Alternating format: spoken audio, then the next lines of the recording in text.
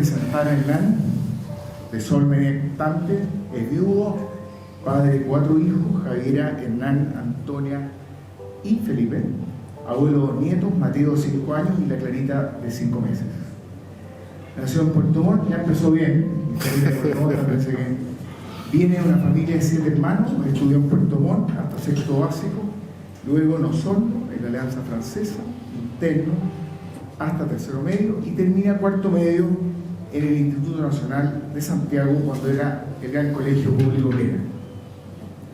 Se casó con Alejandra Aranda en enero de 1984, quien fallece lamentablemente en octubre de 2021, después de 1 año y medio de la enfermedad de su hija mayor. Es ingeniero civil de la Pontificia Universidad Católica de Chile, Master of Science y PhD de la Universidad de Texas, Austin, Estados Unidos.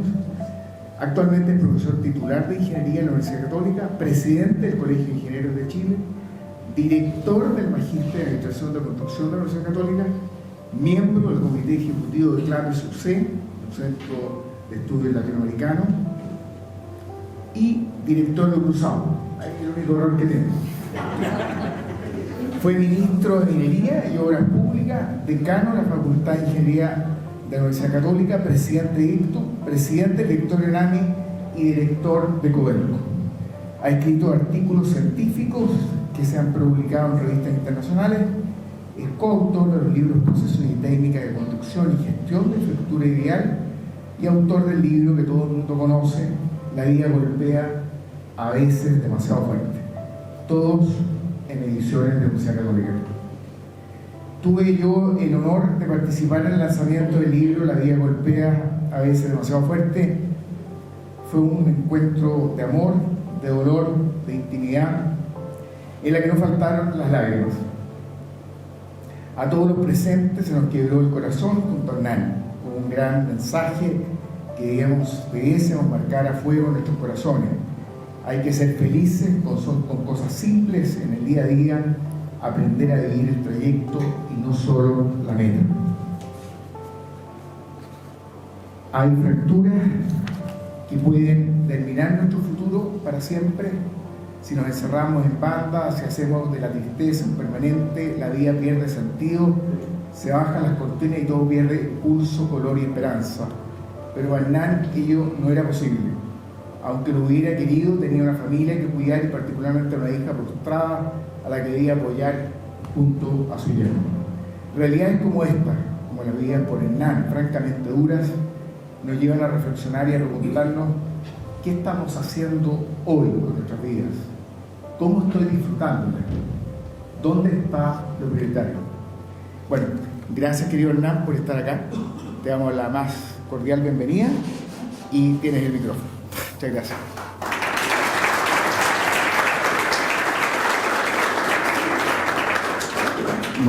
Muchas gracias, Nicolás. ¿Me escuchan bien o no? Bueno, la verdad que estoy bien sorprendido porque la verdad que nunca supe exactamente de qué se trataba la invitación, digamos, ¿no? No sé cuánto tiempo tengo. 30 minutos, ya. Suficiente. Ya. Bien. Bien. Yo le pregunté exactamente qué pensaba que tenía que decir. Y Nicolás me dijo, mira, lo que le sale al corazón, queremos escucharte a ti y tu vida. Yo dije, tiene que ser el libro fundamentalmente. Me dijo, sí, de todas maneras, pero no necesariamente.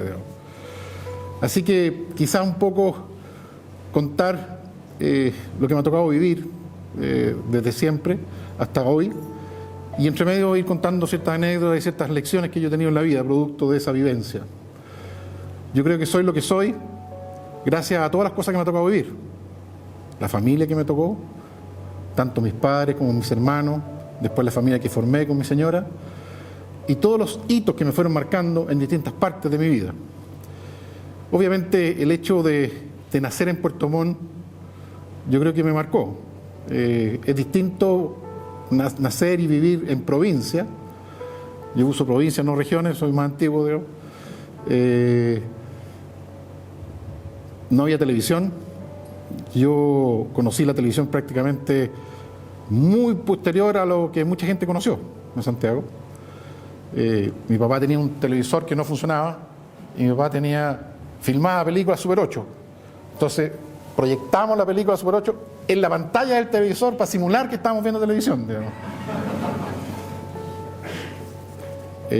Bueno, soy de una familia de un papá que no terminó la universidad. Mi papá estudió un año ingeniería en la Universidad de Santa María, pero lo mandaron a buscar desde su casa diciendo: ven a ayudar a tu papá necesita ayuda, así que ven a trabajar con tu papá.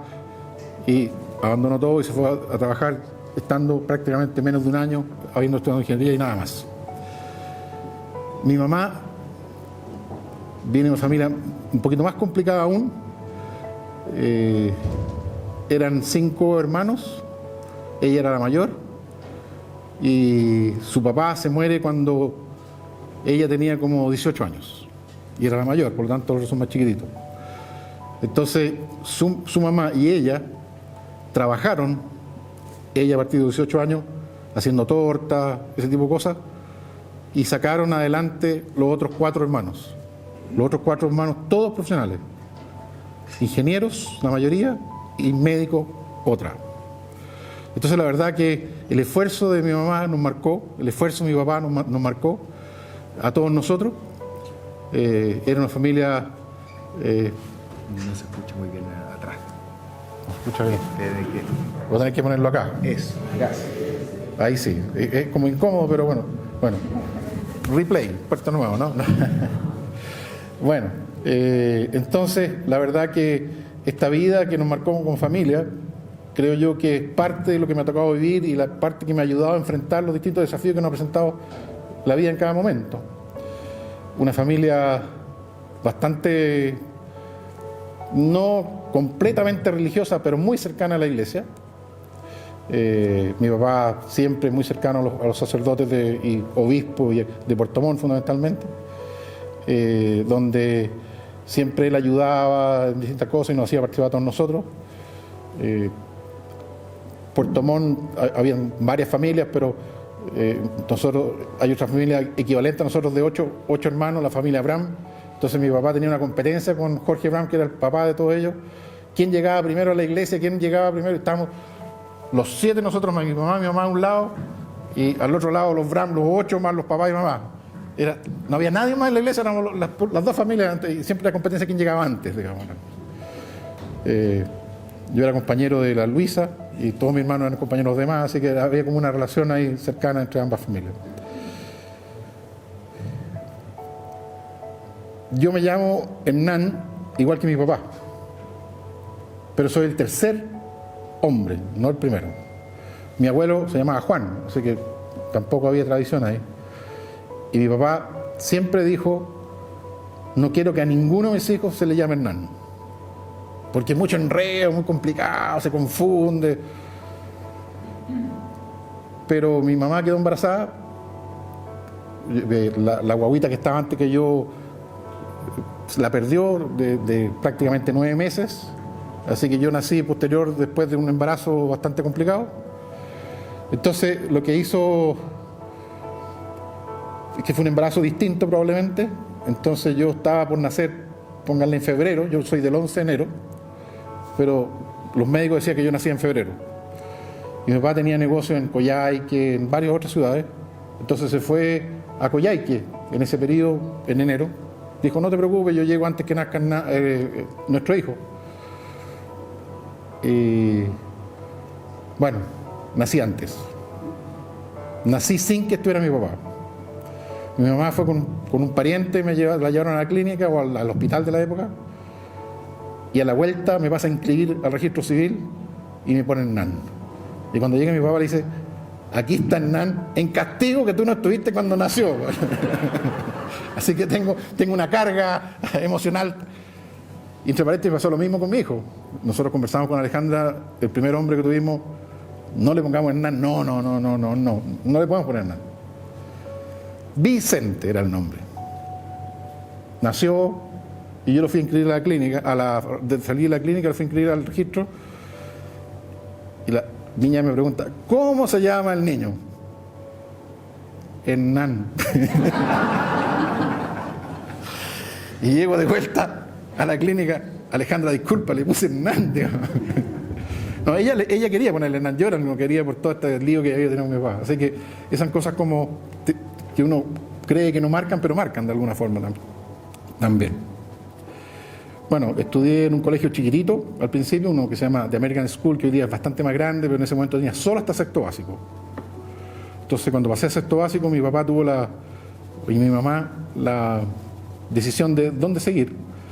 Cuando pasé esa época estaba la Unidad Popular, más o menos. Entonces mi papá dijo que los colegios Puerto Montt estaban muy sesgados, así que buscó otro colegio y me matriculó en la Alianza Francesa de Osorno, interno. Y yo creo que eso me marcó fuertemente. No sé si ustedes se imaginan estar interno, séptimo básico, 12 años. Viajar en bus los domingos a las 6 de la tarde, 2 horas y media, invierno, llegar al terminal en Osorno, después caminar 15 cuadras bajo la lluvia para llegar al internado solo. 12 años, con la maleta de la semana. Llegar a un colegio francés. Nunca en mi vida había hablado francés ni entendía nada. Me saqué un 1, los primeros, no sé cuántas pruebas, porque no entendía ni las preguntas. Los compañeros me trataban de ayudar, pero yo no entendía ni la pregunta, ni la respuesta, ni lo que me decían. Lo lloré todo. Yo creo que eso me forjó. Para bien o para mal. Me moldeó lo que soy. Súper resiliente. Aguantar eso es súper difícil. Uno lo mira y lo cuenta hoy día con anécdota, pero la verdad que fue muy duro, muy duro. Como buen colegio francés, solo nos permitían ducharnos los días miércoles.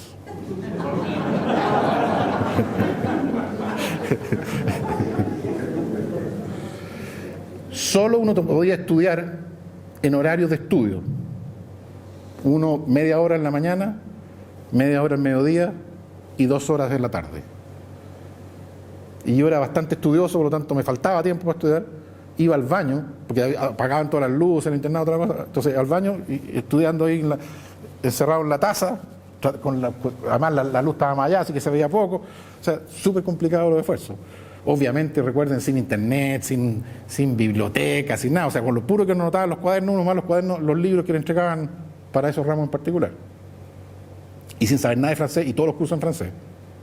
Entonces, fue una cosa difícil. Finalmente terminé como bastante buen alumno al final, tercero medio. Peleaba con otro amigo, yo, quien era el mejor del curso. Normalmente me ganaba él, ¿no? Hoy día es boxeador. Sí.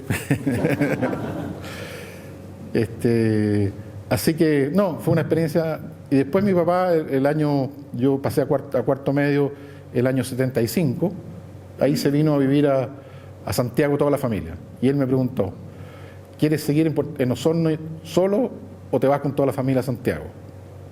Cuarto medio, cuando había que dar la prueba de actitud académica en ese momento. Entonces era complicado dejar los amigos, pero finalmente decidí venirme con la familia y vine acá. Ni me preguntaron mucho y me inscribieron en el Instituto Nacional. Vine de un colegio de 26 alumnos por curso, un curso por nivel mixto. Llegué a un colegio aquí en Santiago con 14 cuartos medios, 40 alumnos por curso, puros hombres. Un cambio tremendo. O sea, moverse en Santiago, viniendo de provincia en esa época, era súper difícil. Por suerte yo vivía frente a la Casa Central de la Católica, por lo tanto me iba caminando al Instituto Nacional, así que no tuve problemas. Me acogieron súper bien, hasta el día de hoy nos juntamos. Ellos creen que yo estuve todo el tiempo con ellos. O sea, hay una sensación súper curiosa. Y estuve un año nomás. Y yo soy súper cuidadoso cuando digo soy egresado del Instituto Nacional, no soy institutano, porque yo creo que para ser institutano hay que estar más años, digamos. Entonces, pero soy cuidadoso y soy egresado. Y cuando estaba la graduación fue en el ¿cómo se llama? En el municipal. Y cuando ustedes seguramente hicieron la graduación en sus colegios, lo llamaban por su nombre y entregaban un certificado, ¿cierto? Aquí no, aquí decían cuarto A, yo estaba en el cuarto A. Y tiraban los certificados y lo iban tirando para atrás cada uno y iba seleccionando el suyo, digamos. Si no, no terminaba nunca, digamos.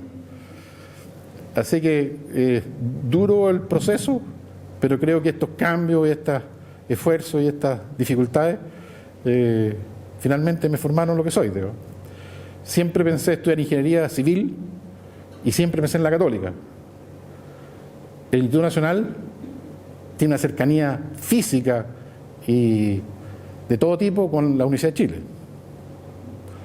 Por lo tanto, fui el único de todos los 14 medios que estudió ingeniería en la Católica. O sea, llegué solo a ingeniería, obviamente tenía a mi hermano que estudiaba ahí, así que algo tenía, pero no fue buena idea estudiar al mismo lado con mi hermano. Tú conoces a mi hermano. ¿Eres hermano Patricio? Sí. Espero que seas tan buen alumno como él. Me tenían loco. La verdad que mi hermano es muy buen alumno, fue la mejor nota histórica de ingeniería cuando se le egresó, después le ganaron otro, pero en ese momento fue el mejor. Entonces me comparaban con él, era súper penca esa cuestión, ¿no? Entonces también tener un hermano muy mateo, muy inteligente es jodido, digo, ¿no? Pero hoy día yo le digo, bueno, yo fui ministro, yo fui estas cosas y tú no. Él ha tenido una carrera excelente también, ¿no? Pero bueno, y eso se fue desarrollando de esa forma y me fui formando y teniendo estas pequeñas barreras que me han puesto. Yo nunca me puse metas muy ambiciosas, siempre me puse metas alcanzables y nunca, casi muchas cosas que se me fueron presentando en la vida las fui tomando. No es que yo la haya buscado necesariamente. Yo creo que la única cosa que tenía fija en la mente era estudiar ingeniería en la Católica. Eso era como una cosa importante. Pero nunca pensé, por ejemplo, ser profesor de la Universidad Católica. Nunca. El primer año que llegué, al tiro del segundo semestre ya me pidieron ser ayudante, después fui ayudante de nuevo, después ayudante jefe, y después cuando ya estaba terminando la carrera me dijeron, oye, hay una posibilidad que te contratamos, ¿quieres? A ver, explícame qué significa ser profesor, digamos, a ver qué... Bueno, finalmente acepté y me contrataron como profesor. Ahí después trabajé un año como profesor, me mandaron a hacer un magíster, volví 3 años, volví a trabajar, volví a salir de nuevo para hacer el doctorado. O sea, es bastante duro también esto de ir con toda la familia. Y mi papá, como conté, no se tituló. Por lo tanto, para él era muy importante titularse antes de casarse, antes de tomar decisiones. O sea, hay que estar titulado para enfrentar la vida para adelante. Ese era como su mensaje permanente. Decía 3 cosas. Titularse, hablar inglés, porque él tampoco hablaba ni una jota de inglés, y no fumar. Esas eran las 3 cosas que nos ponían muy fuertemente a todos nosotros. Yo no he fumado nunca en mi vida. Creo que hablo inglés, hablo más o menos nomás, pero estudié 5 años en Estados Unidos, 2 y 3, y me logro comunicar, obviamente con un acento bastante malo, pero no tengo problema ni escribir ni hablar. Mis hermanos casi todos también más o menos en la misma línea. Yo creo que algunos fuman, sí, pero no estoy seguro.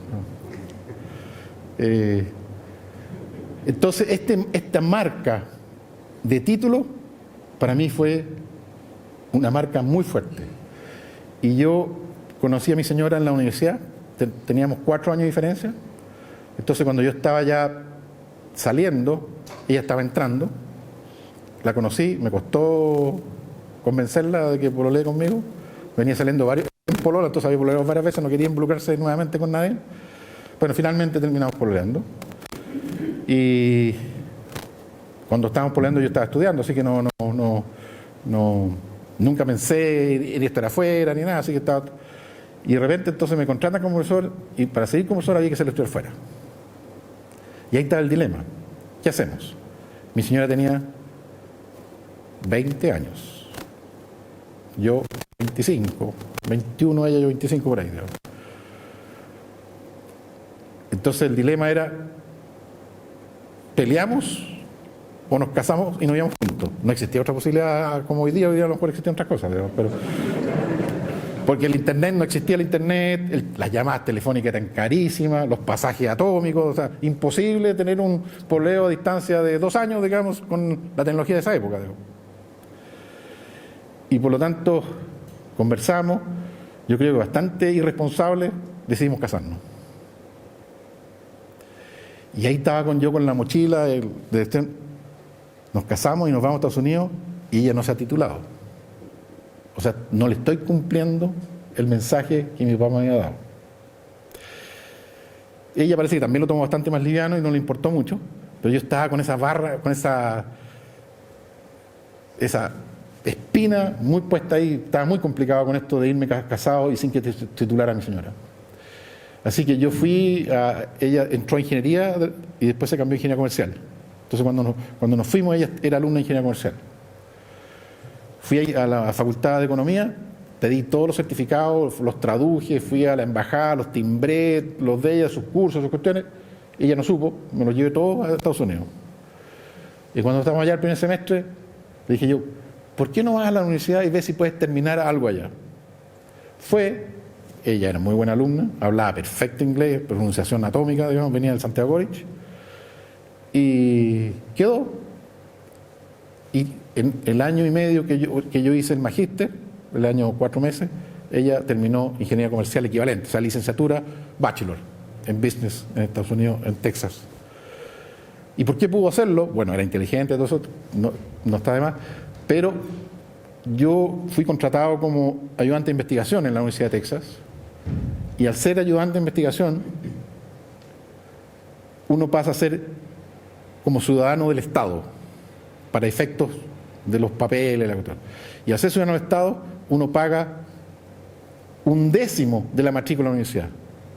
Tú y tu familia. Yo pagaba más por el jardín infantil de mi hija que por el MBA de mi señora que estuvo después, por ser in-state. Entonces, obviamente, económicamente lo pudimos hacer sin ningún problema. La primera vuelta, ella se recibió de licenciatura, nos volvimos a Chile, trabajó, después de 3 años nos volvimos a Estados Unidos, ella se postuló y yo hice un doctorado y ella hizo una MBA en la misma universidad. En la segunda vuelta nos fuimos con Javiera, la hija que está enfermita hoy día, nació aquí en Chile, entre el magíster y el doctorado mío y entre la licenciatura y el magíster de ella. Nos llevamos con 6-7 meses a Estados Unidos y estudiamos con ella. La familia, vivir en Estados Unidos, padre, madre e hijo, y nadie más, es un desafío duro. Los dos estudiando. Súper jodido. Para cualquier parte tienes que llevarla. No la puedes dejar sola ni para ir al baño. Entonces, yo la verdad, el doctorado lo tomé como un trabajo. Por lo tanto, me levantaba, trabajaba y volvía, con horario fijo, 9 a 6 de la tarde. Nunca estudié ni hice nada después de las 6 de la tarde. Ella no, ella tenía que trabajar con grupos de equipo, de alumnos, por lo tanto se tenía que juntar en cualquier momento para hacer tareas, cuestiones, y tenía que hacer más, ella tenía un horario mucho más difícil. Así que yo me hice cargo de la hija cuando no estaba en el jardín infantil. Entonces yo la llevaba en la mañana al jardín infantil, me iba a la universidad, comillas, a trabajar, a estudiar el doctorado, volvía a la tarde a buscarla al jardín infantil y me volvía a la casa y me hacía cargo de ella todo el día después. Por esa cosa del destino, yo creo que mi señora fue súper inteligente y el día que nos casamos se declaró nula para cocinar. Yo creo que cocinaba, nunca supe si cocinaba o no, pero se declaró nula para cocinar. Nula para la cuestión de la casa. Adivinen quién hacía toda esa cuestión. Yo voy al supermercado, voy ahora también, por cierto, pero antes también yo cocinaba, todo. Yo creo que fue muy inteligente. Y siempre le digo a las personas que se van a casar, ojo, la primera semana se marca la relación de cómo van a hacer las tareas de la casa, digamos. Así que piensen bien cómo lo van a hacer, digamos, porque después ya no hay vuelta atrás, digamos. Yo traté de dar vuelta a la cosa, no pude, fue imposible, digamos. Pero ni un problema, encantado, lo hacía, digamos. Y por lo tanto en Estados Unidos nos costó un poquito, tuvimos que llevar al jardín. Como tenía 9 meses cuando llegamos allá, o 8 meses, nosotros hablamos en castellano. Y nuestra hija no se podría acostumbrar al jardín infantil. Nada. Lloraba todo el día en el jardín infantil.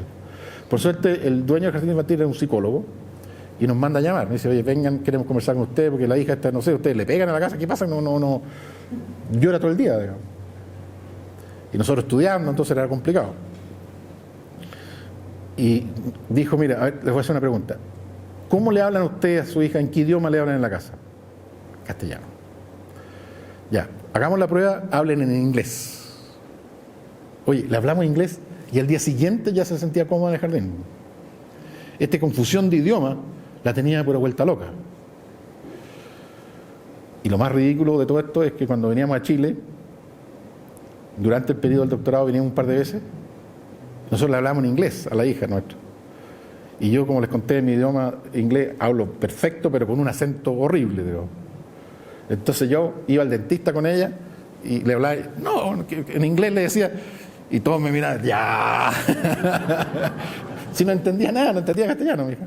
De hecho, se peleaba con un primo que de la misma edad, porque tenían un peluche, y uno le decía, ese es un conejo. Y mi hija le decía, no, ese es un rabbit, no es un conejo, es un rabbit. O sea, era problema de lenguaje nomás, digamos.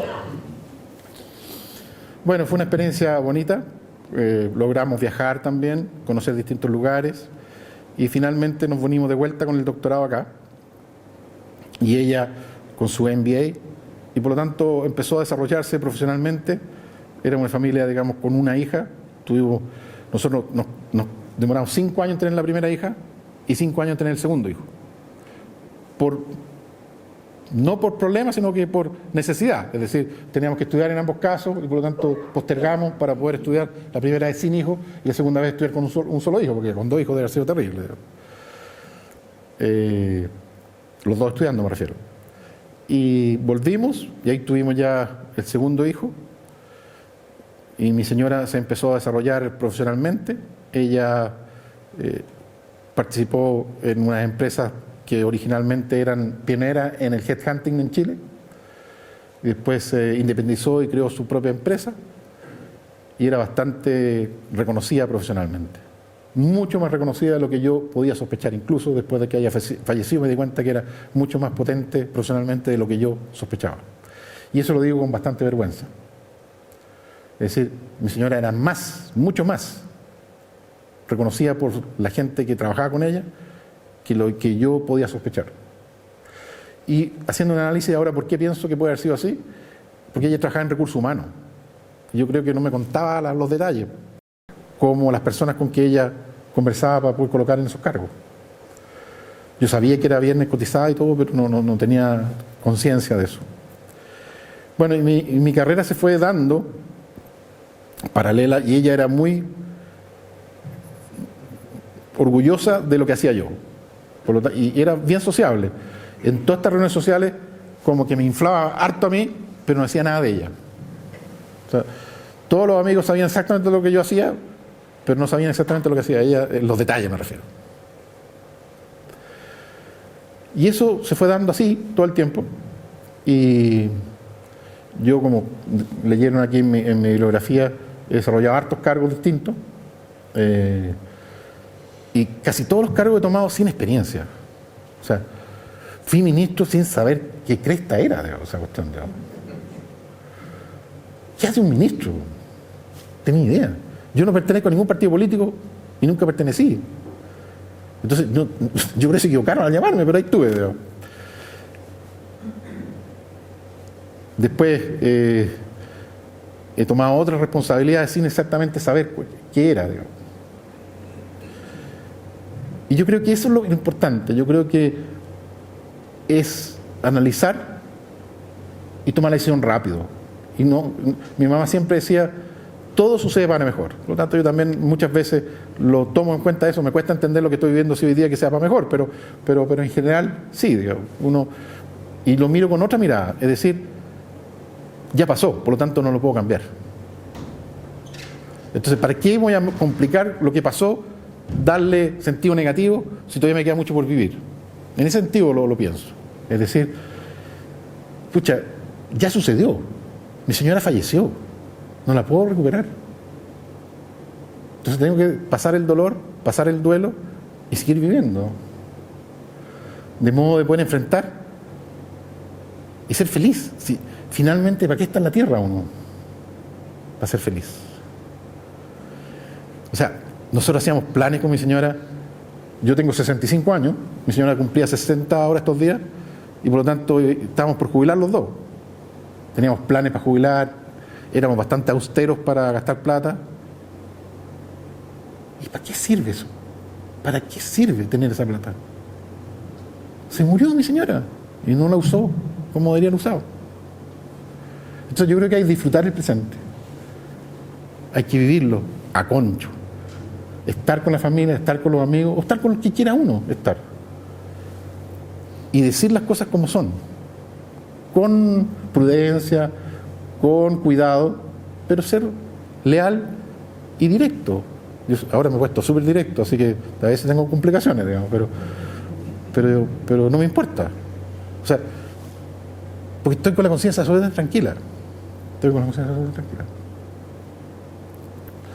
Entonces, cada momento que uno va tomando estas decisiones, uno va enfrentando los desafíos.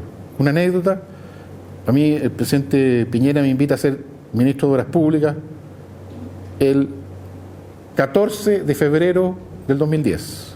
Y yo acepto ser ministro el 14 de febrero. Y asumo el 11 de marzo con terremoto. Oye, yo cuando me invitan a ser ministro, yo ni siquiera conocía el programa de gobierno, nada. No había participado en ni una cuestión. Esos días estudié el programa de gobierno, toda la cuestión. Y el terremoto viene y cambia todo, digamos. A mí por lo menos. Digamos. Desde el 14 a fines de febrero del 2010 tuve que armar equipo. No sabía ni a dónde buscar, no sabía a quién llamar. Era febrero, todos de vacaciones. Digamos. Varios otros que estaban ya medio encaminados, tenían su equipo listo, salían en la prensa diciendo aquí está mi equipo, mostraban fotos del equipo. Yo todavía ni tenía nombre de con quién hablar, digamos. Fui a hablar con todos los exministros para que me expliquen qué cresta significaba ser ministro, digamos, y qué me tenía que preocupar, digamos. Todos súper cariñosos.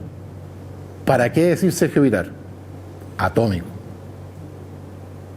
Lo estimo una barbaridad. Él me llama y me dice: Hernán, tú no me conoces, soy Sergio Vitar, el actual ministro, cuenta conmigo para lo que quieras, digamos. Ya, le dije yo, tomé su teléfono y al rato lo llamo y le digo: Sergio, juntémonos, pero en privado.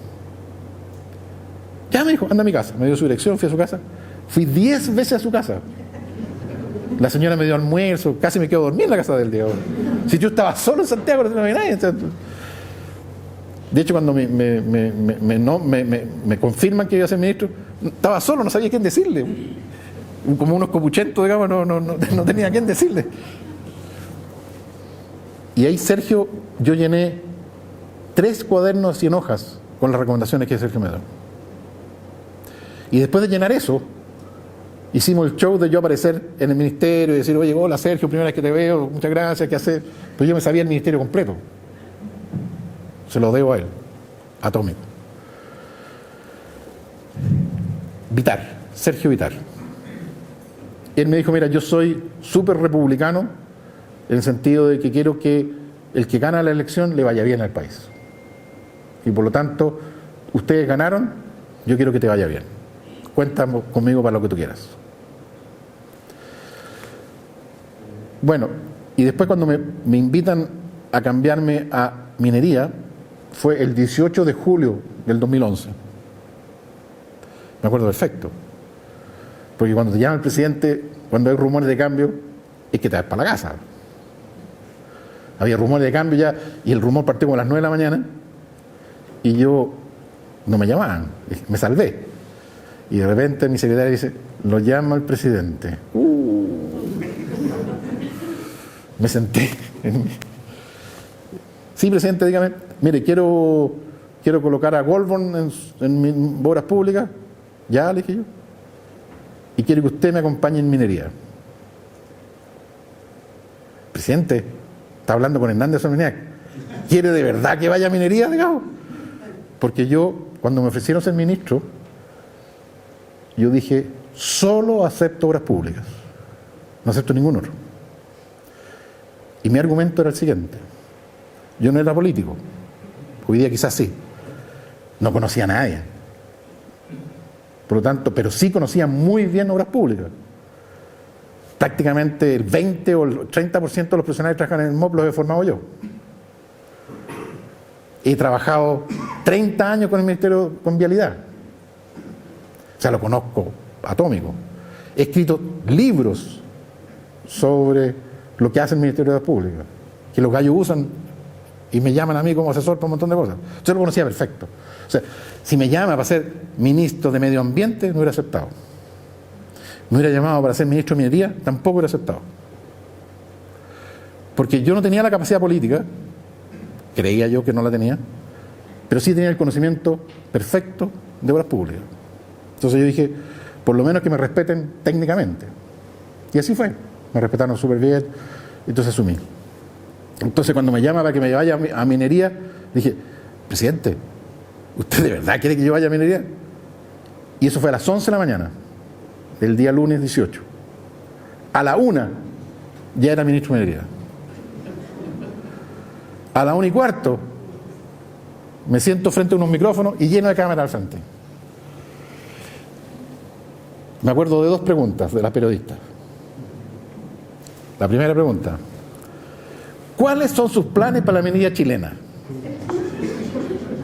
¿Qué sé yo? Recién salí de mi oficina, saqué mis fotos, las puse en una caja.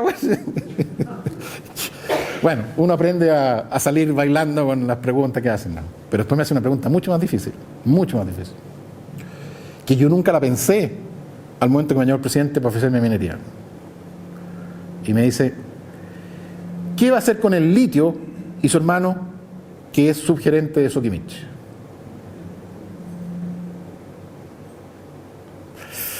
Chuta, de veras, Soquimich es minería, yo pensé que era agricultura.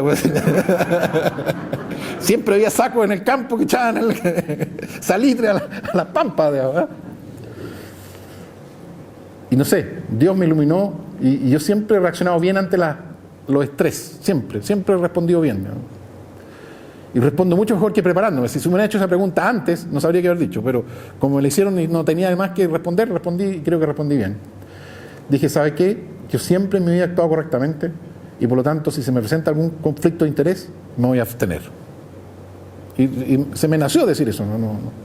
Nadie me preparó para esa cuestión. Nadie me alertó de que yo tenía un hermano en la minería. Digamos. Bueno, llegué de vuelta a mi oficina del Ministerio de Minería y fui a hablar con el abogado y le dije, oye, ¿qué hacemos? Bueno, lo mismo que dijiste, ahora dilo por escrito. Señor presidente, me abstengo de todo lo del litio y listo, se acabó. Y nunca más hablé del litio y se acabó, ni un problema.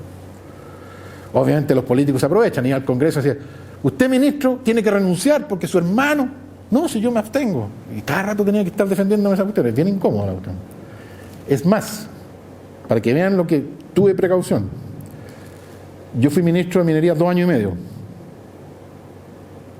No vi a mi hermano durante los 2 años y medio.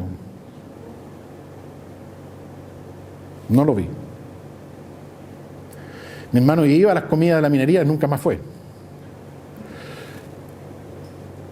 En las reuniones sociales no nos juntábamos. Tanto él como yo fuimos súper cuidadosos en ese momento. O sea, hay que ser, porque es súper complicado. Yo voy a contar una anécdota. Mis hijos tuvieron que sacar pasaporte, los hijos chicos tenían menos de 18 años, y fueron a sacar los pasaportes con nosotros. Y después, para retirar los pasaportes, tienen que ir el papá y la mamá, o por poder los dos. Entonces fui con mi señora, a las 7 de la mañana hicimos la cola para sacar los pasaportes de mis hijos. Y un gallo me grita, ahí está el ministro, con la plata de todos nosotros, usufructuando el tiempo que nosotros le pagamos, y eran las 7 de la mañana. Bueno. O sea, uno no puede hacer nada personal. Y yo trabajaba hasta las 3 de la mañana, bueno, y nadie me paga, si no hay hora extra, ¿no? Entonces es bien incómodo. Llegué a mi oficina y pedí permiso administrativo durante todo el día, a pesar de que llegué a las 9 a la oficina, para que no haya ni una discusión. Después, cuando me decían hacer cosas, yo decía, ya, veamos esta cuestión. Veía siempre, y yo creo que Joaquín Lavín, que yo no conocía, me dijo una frase muy buena cuando llegamos al gobierno. Me dijo, Hernán, estamos en un reality. Todo lo que hagas, escribas o no hagas, se va a saber. Y esa cuestión me marcó. Yo le escribí un mail a mi señora y lo revisaba por si salía a la prensa. Me llamaba alguien por teléfono que no me gustó mucho, entonces llamaba al abogado y le decía, oye, ayúdame a redactarle un mail y ya está. Estimado Pedro, de acuerdo a lo conversado, esto es lo que te quise decir. Y le dejaba por escrito, tal como me ayudó a redactar el abogado de vuelta para que la cuestión no quede ni una duda. Y esa cuestión me salvó. En varios juicios que después me demandaron, yo demostré que yo había actuado correctamente. Y eran malas interpretaciones de alguien. Entonces, esa frase de Joaquín Lavín realmente me marcó y me ayudó mucho. Y yo no lo conocía, nunca lo había visto antes. Así que la vida me fue dando estas lecciones, estas cosas que me van marcando y van haciendo ese efecto. Bueno, ya estamos ya para llegar a la parte más complicada, ¿sí? Así es. Ya. ¿O están aburridos? ¿Era lo que querían escuchar o era otra cosa? Porque también, yo no sé si ustedes saben, yo salí rostro del humor de Sábado Gigante. Voy a contarlo suavecito, eso no y después sigo con la parte para no entrar a la cosa difícil antes, digamos, ¿eh? El último año en la universidad, yo fui lo que hoy día se conoce quizás como rey feo de la semana universitaria. En ese momento se llama Toki. El Toki es el que acompaña a la reina en la competencia. El que lidera la cosa y la reina, el Toki y la reina. Entonces, y se ganaba, la reina salía reina si se sacaban puntos. Y los puntos se sacaban por como gincana, sumando, haciendo cosas. Y una cosa que había que hacer es que el Toki o la reina salgan en televisión. Eso da un montón de puntaje. Entonces alguien tenía un conocido en Sábado Gigante, y había una sección en Sábado Gigante esa época, año 81, que se llamaba Buscando el nuevo rostro del humor. La auspiciaba Toalla Nova, me acuerdo. Limpia, seca y se va. Y consistía que uno iba a caminar en la calle y una ex Miss Chile, que no sé cómo se llamaba en esa época, te preguntaba así con el micrófono, oye, ¿puedes contar un chiste? Y uno contaba un chiste y le preguntaba al de más allá, y después elegían el mejor chiste de la calle y lo llevan a competir a Sábado Gigante en vivo. Como estaba todo arreglado, salí ganador, por cierto. Digo. Y fui a competir a Sábado Gigante. Y ahí ya no estaba arreglado. La llegada a Sábado Gigante estaba arreglada, pero ahí la competencia ya no. Y había que contar chistes en vivo con un montón de restricciones. Año 81. Canal 13. No políticos, no militares, no curas, no garabatos. El subconjunto de chistes re poco, digo. Fui donde un amigo de mi papá, me aprendí como 30 chistes en esas características. Y además me enseñaba a ir a contarlos, y yo tampoco era tan bueno para contar chistes. Digo. Bueno, y ahí fui con don Francisco, conté el chiste no se lo voy a contar porque es muy fome, pero gané. Y después gané la semana, gané el mes y gané el año. Bombo, fica, una alpargata al lado mío.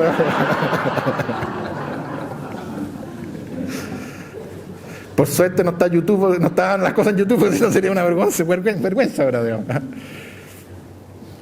Pero bueno, ese fue mi elemento de Sábado Gigante. Y lo divertido que ganamos, por cierto, y salió reina, la reina nuestra, que era de pedagogía básica, que después fue la profesora de mis hijos. Entonces un día, a Bárbara se llama, le dijo a mi hija Javiera, que estaba en cuarto básico, le dice, Javiera, yo fui la reina de tu papá. Oye, se larga a llorar la Javiera, llega a mi casa llorando y me dice, papá, ¿qué es esto? Que he tenido otra reina, no sé qué cosa, digamos. Tuve que buscar los álbumes de fotos, explicarle de qué se trataba. Así que está bien. Las coincidencias de la vida, digamos. Bueno, después nacieron mi tercera hija, una hija primero, 5 años después un hombre, Hernán, 4 años después una mujer, 3 años después una mujer y 1 año después un hombre, Antonia y Felipe. Básicamente teníamos, como digo en el libro yo, una vida feliz, sin contratiempo. Hijos normales, no muy mateos, la verdad, nos costó, los hijos nuestros no fueron tan mateos como uno ha querido, pero le avanzaban y les iba relativamente bien, pero no eran para nada, eran del medio de los cursos, ¿no? Y de repente entonces se nos casa primero la primera hija, la Javiera, y tiene un hijo, después de 2 años, Mateo, atómico Mateo, realmente un niño muy integrado, con buena memoria, y yo creo que se lo debe ese desarrollo a su mamá, que él alcanzó a estar normal con ella 2 años, de 0 a 2 años. Pero como mi hija trabajaba con mi señora, estaba bastante ocupada y hacían una linda pareja profesional, porque mi hija es un poco como yo, o era un poco como yo, en el sentido bien estructurada, no tan sociable, preocupada de cumplir lo que uno se compromete. En cambio mi señora era mucho más sociable, mucho más, se desarrollaba más empática, etcétera, pero volada. Entonces mi hija la mantenía estructurada, le decía, oye, no te olvides la reunión de mañana, no esta cuestión, etcétera, le marcaba la pauta. Entonces, como estaba bien ocupada, mi hija le contrató una persona que iba 3 veces a la semana a hacerle clases particulares a mi nieto de 2 años. Iba 1 hora, 3 veces a la semana, a jugar, esa cuestión, digo, oye, le hizo fantástico. El gallo se desarrolló atómico, realmente brillante. Tiene una memoria fantástica, se relaciona con los adultos perfecto, y permite entonces, yo creo que esa enseñanza que le dio en los primeros 2 años, creo que fue lo que le marcó la vida. Bueno, y queda embarazada de su segunda guaguita, mi hija. Antes muere mi mamá de Alzheimer. La muerte de Alzheimer muere en marzo del 2014, 2 semanas después de yo haber terminado el gobierno. Cuando terminó el gobierno, el presidente Piñera nos invitó a todos los ministros a Tantauco, fuimos para allá. Entonces yo estaba medio loco porque mi mamá estaba bastante enferma, y llego después de eso y muere a los 2 días, como que da la impresión que me estaba esperando, pues todos otros mis hermanos estaban acá, faltaba yo, ¿no? Y muere de Alzheimer. Y yo nunca había entendido que el Alzheimer no es solo memoria, falta de memoria, es una pérdida total de la capacidad del cerebro. Por lo tanto, en etapa avanzada del Alzheimer, la persona está absolutamente vegetal. O sea, la cosa que olvida las cuestiones, que se pierde, es al principio, pero después ya es una cuestión muy complicada.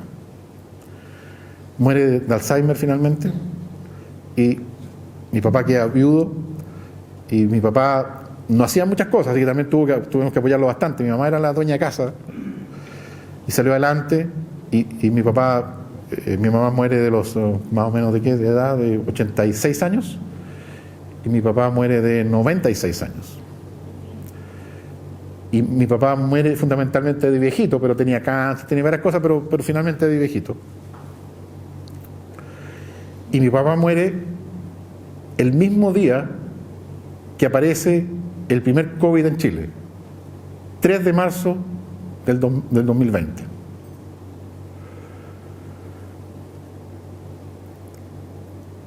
Y después mi hija ya estaba embarazada en esa fecha de 2 meses. Pasa el tiempo, un par de meses, y un día 25 de mayo del 2020 ya estábamos con full pandemia.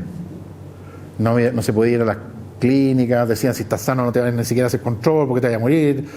Estábamos todos encerrados en la casa, no se podía salir ni a una parte.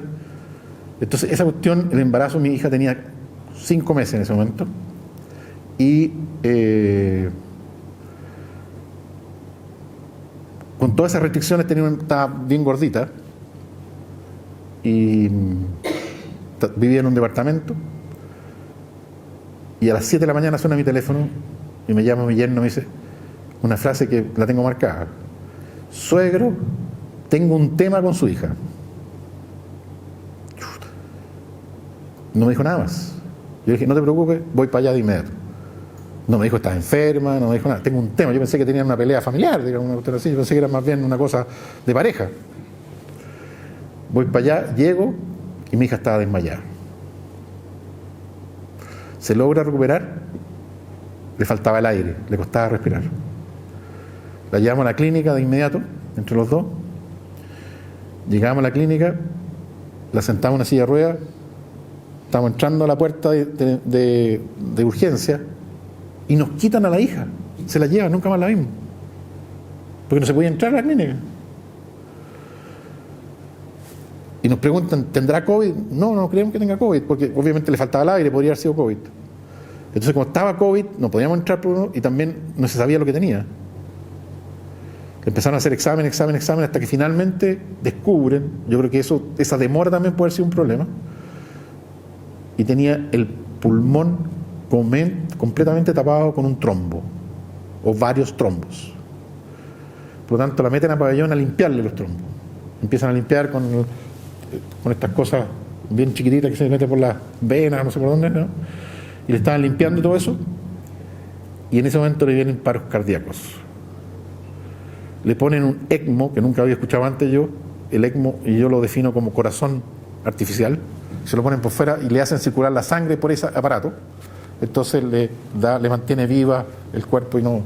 Pero yo creo que llegó tarde, y por lo tanto cuando despertó después, nació con un 95% del cerebro dañado.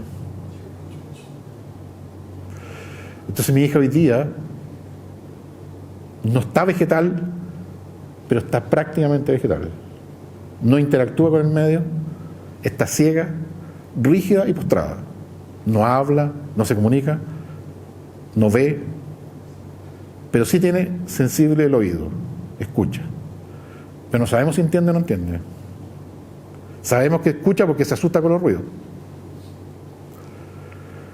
Entonces, entregar a tu hija en una silla de ruedas al entrar a la clínica y sacarla 7 meses después, cuando el doctor te dice, la voy a dar de alta. Doctor, ¿qué me está dando de alta? Yo entiendo alta cuando uno está sano, está recuperado. Y usted me está entregando a mi hija así. Bueno, no puede quedarse aquí, tiene que llevarse a la casa, ¿no? La llevamos a la casa, contratamos a la casa de ella, con su marido, una clínica que la cuide, y después entonces nos dimos cuenta que era mejor que esté cerca de nosotros. Y por esas cosas del destino, la casa al lado es de una familia de amigos nuestros.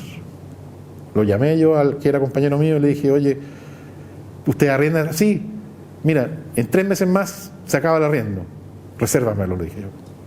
Pero déjame ir a verla si sirve esa casa para mi hija o no, porque tenemos que moverla con silla de ruedas, tenemos que tener un baño donde bañarla, tiene que entrar con silla de ruedas por el baño, por todos lados. Fuimos a ver y finalmente aceptamos y se la arrendamos a él. La adaptamos un poco a la casa, pusimos unas rampas, agrandamos las puertas, cambiamos el baño para poderla bañar, y está ahí al lado, está al lado. Entonces mi hija vive al lado mío, abrimos una puerta entre los jardines, mi nieto como que vive en una casa y en otra, parece que fuera una sola casa grande, unida, y pasa de un lado a otro, así que es como, lo tenemos todo el día ahí. Y ahí está mi hija con su marido y su tracalada de gente que cuida a mi hija.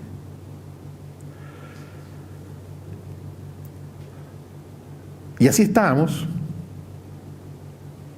Y yo, cuando los doctores nos dicen, mira, estas cosas, lo que se espera que las personas puedan recuperarse algo,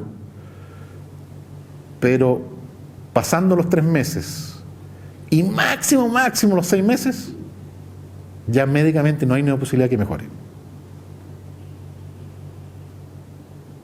Llegaron los 3 meses y dije, no, esperemos los 6 meses. Esperamos los 6 meses y nada. Y ahí me vino una angustia gigante, porque ya llegó la fecha que los doctores dijeron que ya no tenía posibilidad de recuperarse mi hija. En cambio, mi señora siempre pensó que se podía mejorar. Y no le creía a los médicos chilenos. Decía, no, esto no hicieron lo suficiente, se están cubriendo, está indignada. Incluso pidió ir a hablar con la fiscalía de la clínica, o sea, estaba realmente indignada. Y lo único que quería era conversar con un médico chileno, o sea, un médico fuera de Chile, especialista en la cosa, que nos dé alguna esperanza, si que tenía alguna posibilidad de tratamiento especial en alguna parte del mundo, que la podamos ayudar. Yo soy, como escucharon, doctor, no sé, un montón de cuestiones, digamos, se supone súper científico, digamos. Pero me transformé en especialista en terapia alternativa. Todo. Los brujos, las brujas, la acupuntura, el reiki, los imanes, los cuencos, todas esas cuestiones las hacemos todos los días. Bueno, no hemos mejorado nada, pero igual le seguimos haciendo, tenemos alguna esperanza. Entonces mi señora pensaba que podíamos encontrar, hasta que por esa casualidad del destino, yo les conté que estudió en el Santiago College, una profesora de ella, que después siguió siendo amiga de ella, le contó mi señora, oye, quiero tratar de conversar con algún médico en Estados Unidos, y esta profesora se acordó de un médico, de un señor que estuvo en el Santiago College enseñando literatura, ponte tú, que después tuvo como 6 meses aquí en Chile, ¿no? Y después se fue de nuevo a Estados Unidos y estudió medicina, y es un médico famoso, neurólogo, el mejor hospital de Nueva York relacionado con el tema exactamente que tiene mi hija. Y esta niña era amiga de este médico. Nos contactó, finalmente le mandamos todos los datos, lo tradujimos, todos los exámenes, la epicrisis y todas las cuestiones que entregan en la clínica, digamos, y armamos una reunión Zoom en un tiempo más. Nos sentamos en Zoom, mi yerno, mi señora y yo, pero cada uno en su computadora en piezas distintas, para que tengamos la tranquilidad de hacer las preguntas que cada uno quiera hacerlas y no estar preocupado de que está hablando el otro y nada. 3 horas hablamos con el médico en Estados Unidos. Un gallo atómico, empático, hablaba un poquito castellano incluso, pero hablamos todo en inglés, pero era súper caperuzo y muy, como decimos, empático, se ponía en la posición de nosotros. Entonces nos fue respondiendo todas las preguntas que nosotros hicimos, todas. Hasta llegó la pregunta más difícil, que la hizo mi señora. Y le dijo, oye, ¿qué tal si llevamos a nuestra hija a Estados Unidos? ¿Qué le pueden hacer ustedes y recuperar? Y el gallo lo dijo una frase, no lo podría repetir, pero fueron bien bonitas y yo lo voy a tratar de emular, pero mira, le dijo, ustedes allá tienen a su hija súper bien cuidada, con mucho cariño. Tú vas a la casa al lado, te acuestas en la cama con ella, la abrazas, le das besos por donde quieras, en cualquier momento que tú quieras. Si la traes a Estados Unidos, la vamos a tener en un hospital llena de máquinas, llena de televisores, y tú la vas a poder ver 1 hora al día. Y lo que están haciendo ustedes es lo mismo que nosotros vamos a hacer acá, pero más sofisticado, un equipo un poquito más importante, pero lo mismo. O sea, en resumen, terapia de mantención y no de recuperación. Entonces cortamos y yo caché al tiro que mi señora se iba a descomponer de esa noticia. Porque nos lo dijo directamente, pero lo que nos dijo, mira, no tiene vuelta. No se va a sanar por la medicina. Salvo un milagro, por cierto. Si todos apostamos de repente a un milagro, digamos. Pero médicamente no tiene vuelta. Entonces fui a donde estaba ella, que ella estaba en la pieza nuestra, y yo estaba en el escritorio, y mi yerno en la casa de él. Estaba deshecha. Lo que a mí me pasó a los 6 meses de la enfermedad de mi hija, a ella le pasó después de 1 año, después de esa fecha. Bueno, logré tratar de calmarla, tratar de explicar, tratar de consolarla. No lo logré completamente, pero bueno, lo que pude. Y ahí marcó un antes y un después. Nunca más se recuperó mi señora de esa noticia. O sea, la esperanza que ella, de la vida que tenía por trabajar para ayudar a su hija a recuperarse, se había perdido y enfumado para siempre. Y empezamos entonces a pasar los días hasta que llegó la 3.ª semana de esa llamada. me acuerdo perfecto, un día lunes. Y ese día lunes era como el último lunes de ese mes de octubre. Y al ser último día de ese mes de octubre yo tenía directorios, pero eran todos online. O sea, yo estaba en mi escritorio y estuve todo el día, 9 de la mañana hasta 9 de la noche en directorios. O sea, no vi prácticamente a mi señora ese día. Mi escritorio la ventana de mi escritorio da a donde están los autos, se estacionan. Y de repente vi salir a mi señora a la hora del almuerzo en auto. La llamé, no me contestó. La volví a llamar, no me contestó. A las 2 horas me llama y me dice, ¿sí qué? Así feliz, así se pasa.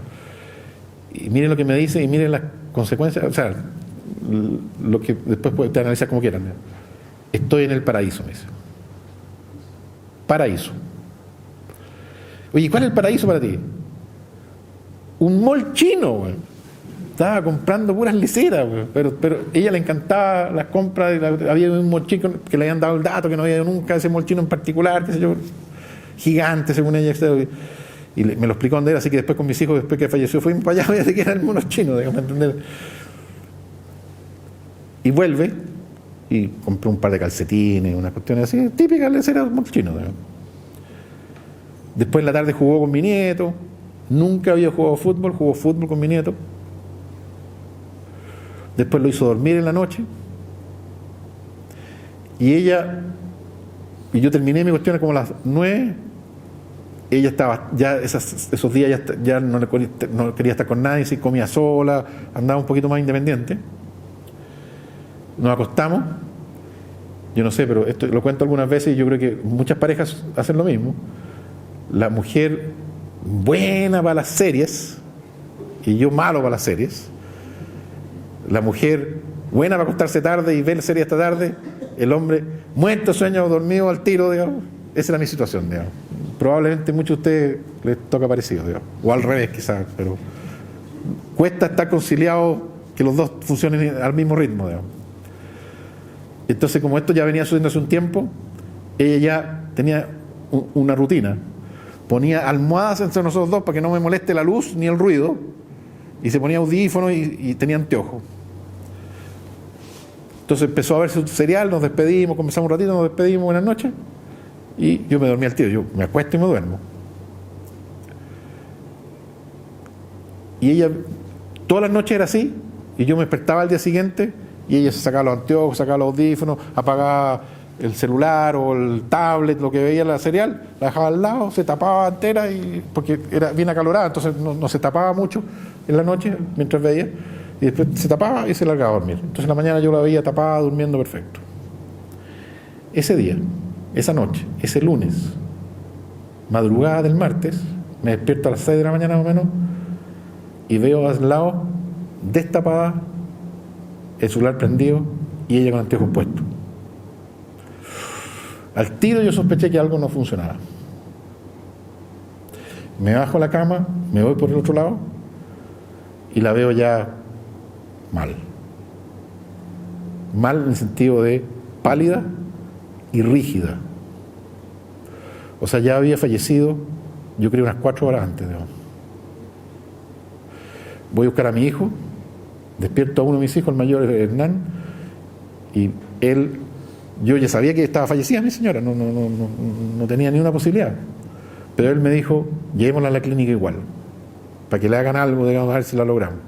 Ya le dije, llevémosla. Y mi dormitorio está en el segundo piso. Él la bajó solo. Bajó solo a mi señora en brazos. Yo no me la podía. Él se la pudo completa. Parece cuando uno está con esta adrenalina, saca fuerzas de no sé dónde y la bajó. La pusimos en el auto.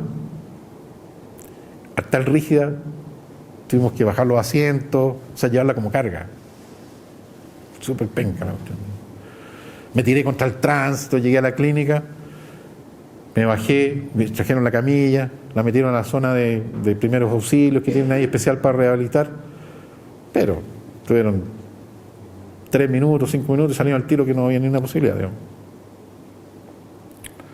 Y ahí ya confirman que está muerta definitivamente, yo sabía ya, y mi hijo ya, él ya, bueno, ahí asume que está fallecida mi señora.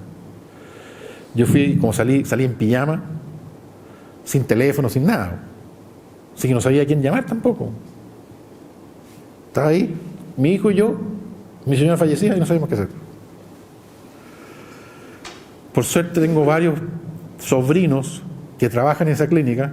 Tengo un cuñado que trabaja en esa clínica, así que tengo como 8 médicos que trabajan en esa clínica que son parientes. Entonces el doctor que me atendió le dije, apuesto que usted tiene algún teléfono de alguno de estos gallos, digo. Entonces le dije, sí, tenía todos los teléfonos de todos los sobrinos, así que llamé al mayor y le dije, y él me vino a acompañar. Y mi hijo se fue a la casa a buscar los teléfonos y a buscar a mis otros hermanos, mis otros hijos. Mi hija estaba en La Serena trabajando, entonces estaba solamente el menor, los 2 hombres. Y llega mi hijo, el más chico, y mi hijo mayor le dijo, no, tu papá te quiere hablar en la oficina.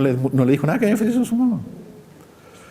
Y lo llegó a la clínica y me dijo, no, tú tienes que decirle. Yo le tuve que decir a mi hijo menor, le dije, oye, Felipe, tu mamá falleció. Es fuerte esa cuestión. Después tenía que avisarle a mi hija, que estaba trabajando en La Serena. La llamaba y no contestaba. Llamé al jefe del jefe, que alguien lo conocía por ahí, era pariente no sé quién, digamos, lo llamé y me conseguí el teléfono con la persona que andaba en La Serena. Lo llamo y le digo, mira, te explico, pasó esta cosa, hay que dejarme hablar con mi hija. Me la pasa y le explico, oye, murió tu mamá, vente para Santiago lo antes posible.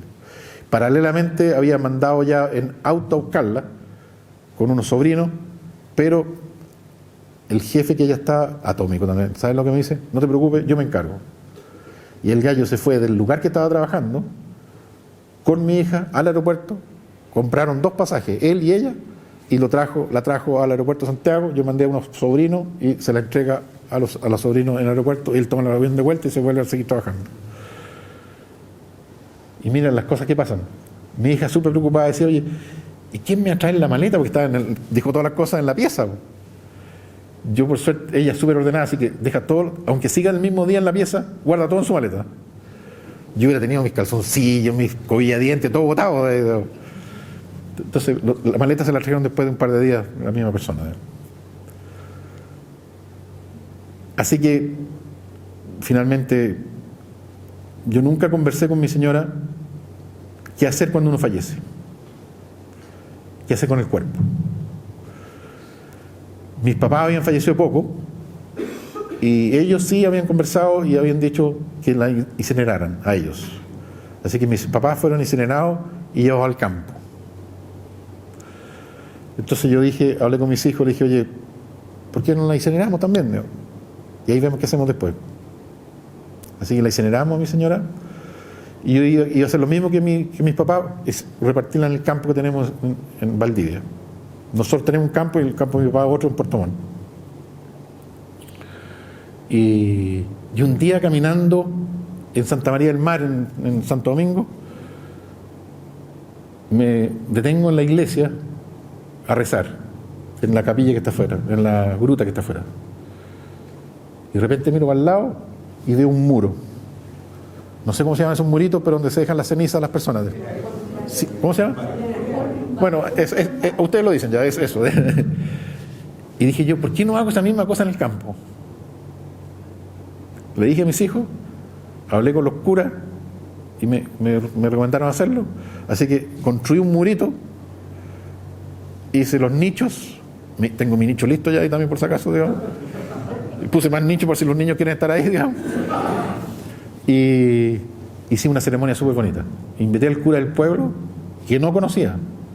Y el gallo fue, nos hizo una misa atómica en el bosque, porque el escenario, esta cosa la hicimos, nosotros tenemos una gruta en el campo, dentro, al medio del bosque. Entonces, este murito lo hice en la misma gruta. Entonces, lo bueno que tiene es que cuando uno va al campo, la va a ver y conversa con ella. Ahí está también la ceniza de la guaguita de 5 meses que no nació, también están ahí. Y mis hijos me dijeron, mira, pongámosle alguna frase. Y le puse una frase súper bonita a la mamá para recordarla, porque dijo, salga el nombre, la fecha de nacimiento, la fecha de muerte, sí, está bien, pero van a llegar los nietos, no saben quién era, cómo era, entonces pongamos una frase que represente a la mamá y puse una frase bonita ahí. Y a la guaguita también le puse una frase bien bonita. Entonces, creo que esa experiencia también ha sido valiosa, creo que te permite descansar en paz y ir a verla. Cada vez que uno va al campo, entonces tiene la posibilidad de conversar, de verla, etcétera, y conversar con ella. Las lecciones que uno saca de esto son todas las que prácticamente mencionó Nicolás. Es decir, yo creo que hay que vivir el presente. Pensar en el futuro, hay que pensarlo porque para que uno oriente un poquito, pero focalizarse solo en el futuro no tiene mucho sentido. Porque el futuro puede no llegar. Y disfrutar el camino, no la meta. Yo mencionó que no le gustaba, pero soy director de Cruzado, soy de hecho vicepresidente de Cruzado, digo. Estoy a cargo de la construcción del estadio, entonces sé la cosa deportiva. Uno con su equipo quiere que salga campeón, pero sale campeón y ¿cuánto te dura la alegría de ser campeón? Sobre todo los dirigentes. 5, 10 minutos. Después ya está pensando el equipo del próximo año. Porque te llaman y dicen, oye, te vamos a comprar el jugador, te va a ir este, te va a ir este otro, tienes que subir el sueldo. Oye, ya empecé a trabajar para el otro año. Entonces, si tú estás esperando disfrutar solo cuando tu equipo salga campeón y pasáis amargado todo el año, no es vida. Entonces yo aprendí a vivir día a día y el camino. Cada lección la voy aprendiendo. Cuando voy manejando en auto, cuando estoy con mis hijos, cuando estoy con mis nietos, cuando estoy con mi hermano, lo disfruto, o trato de disfrutarlo. Y no pelear por pelear. Hay cosas mucho más importantes que algunas cosas que de repente uno lo amargan. Yo cuando tengo alguna dificultad digo, una estupidez, esto no es lo mismo. Y si sucede eso, ¿qué sucede? ¿Qué me importa? ¿Qué me va a afectar? Si ya, lo más importante es estar contento, disfrutar, apoyar a los que necesitan, tanto familiares como no familiares. Y lograr así la meta que uno tiene en el país, en vivir. También no lo dije aquí, pero nosotros, mis hermanos, desde que se enfermó mi hija, hicieron misas todas las semanas. Y finalmente las terminé organizando yo. Siempre me conseguí un cura durante 2 años, todos los fines de semana. Primero lo hacíamos por Zoom, después lo hacemos mixta. Ahora estamos haciendo las misas una vez al mes. Y súper lindo.